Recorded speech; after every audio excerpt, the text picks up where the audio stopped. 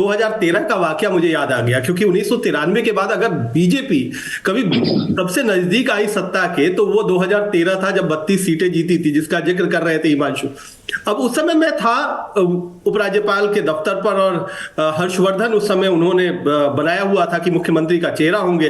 वो अंदर गए तो मेरे बहुत जान पहचान के अच्छे नेता हैं, सीनियर नेता, जो जिन्होंने कहा कि आप अंदर क्या कहने जा रहे हैं, क्या आप वहां पर जाकर के दावा ठोकेंगे सरकार बनाने का, या आप क्या करके आएंगे।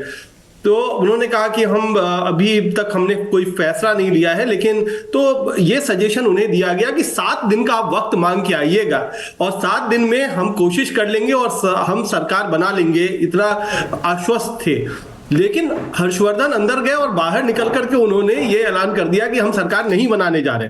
ये आज भी कई सारे जो लोग जिनसे बात होती है बीजेपी में, वो मानते हैं कि ये सबसे बड़ा ब्लंडर था कि हर्षवर्धन अंदर गए, उन्होंने समय नहीं मांगा सरकार बनाने के लिए, उन्होंने सीधे हथियार डाल दिए क्या कि हम नहीं बना सकते, और बाहर निकल करके प्रेस जो इंतजार कर रही थी उनके सामने उन्होंने ऐलान भी कर दिया। दूसरा मौका मिला उन्हें कि जब कांग्रेस के 49 दिन के बाद अरविंद केजरीवाल ने इस्तीफा दे दिया और राष्ट्रपति शासन लागू था, कांग्रेस के पास 8 विधायक थे, उनमें से 6 टूटकर कांग्रेस में जाने वाले, कांग्रेस से टूटकर बीजेपी में जाने वाले थे।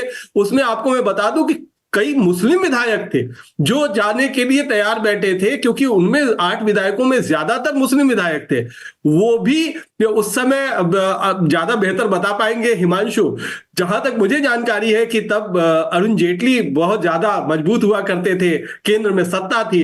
उन्होंने समझाया अपनी पार्टी को कि हम जीत जाएंगे, ऐसे ही हमें किसी के बैसाखी पे चुनाव सरकार बनाने की जरूरत नहीं है, अभी चुनाव होगा तो हम जीत जाएंगे और उसके बाद 2015 में चुनाव करवाएंगे। और क्या हुआ उसके बाद तो वो सारी चीजें इतिहास है कि 67 सीटें आई। तो ये कई बार अति आत्मविश्वास भी किस तरीके से भारी पड़ जाता है, वो भी इसका उदाहरण है। और दिल्ली बिल्कुल अलग पिच है, वो अभी हमने देखा है ना क्या कि कैसे ऑस्ट्रेलिया ने एक मैच के बाद उन्होंने वापसी की है, तो उसी तरीके का कुछ खेल चलता है। दिल्ली की पिच बिल्कुल अलग खेलती है। तो ये इंटरेस्टिंग है कि क्या हुआ और कैसे हुआ। तो 93 में शायद सरकार बन गई रहती तो लोग कहते हैं और बीजेपी वाले ही मानते हैं कि अरविंद केजरीवाल फिर शायद आज की तारीख में इतने बड़े नेता नहीं बन पाते। कुणाल, अगर एलजी हाउस में थे तो मैं नितिन गडकरी के घर पर था। नितिन गडकरी के घर इसलिए था क्योंकि नितिन गडकरी 2013 में भारतीय जनता पार्टी के दिल्ली के चुनाव प्रभारी थे और हर्षवर्धन मिलकर गए थे। ये बात सही है जो कुणाल कह रहे हैं कि नितिन गडकरी ने उन्हें बहुत समझाया और ये कहा कि आप समय ले लीजिएगा, कि हमको समय दे दीजिए, हम सरकार बना लेंगे, आप हमें 1 हफ्ते का टाइम दीजिए क्योंकि हम सिंगल लार्जेस्ट पार्टी हैं। कांग्रेस के पास 8 सीटें थी, वो जीते थे। 28 सीटें जो हैं वो आम आदमी पार्टी पे थी। आप इंतजार मत कीजिएगा, आप सरकार बनाने का दावा पेश कर दीजिए, बाकी का काम मैं संभाल लूंगा, किस तरीके से जुगाड़ से सरकार बन सकती है।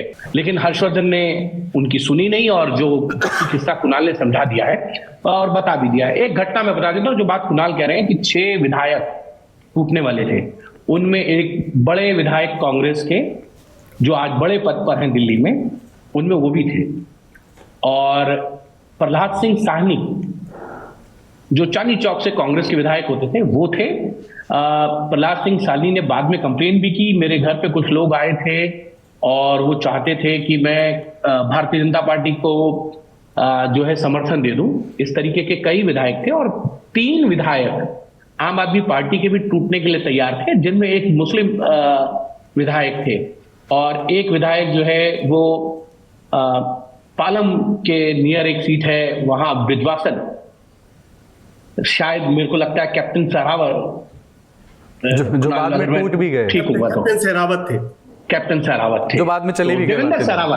देवेंद्र सहरावत जी। तो वो लोग थे जो टूट सकते थे और नितिन गडकरी ने पूरी तरीके से फील्डिंग सजा भी दी थी। बॉलर ही अगर बॉल ढंग से नहीं डाले तो आप फील्डिंग कैसी भी सजा लीजिए, 6 पड़ गया और अरविंद केजरीवाल की वहां लॉटरी लगी। और जब सरकार 49 दिन की चली गई और 14 में सरकार बन गई भारतीय जनता पार्टी की, तो एक बार फिर कवायद शुरू हुई, जिसमें एक विधायक, मुझे जहां तक ध्यान आता है, संदीप सिंह सुल्तानपुर माजरा से हैं।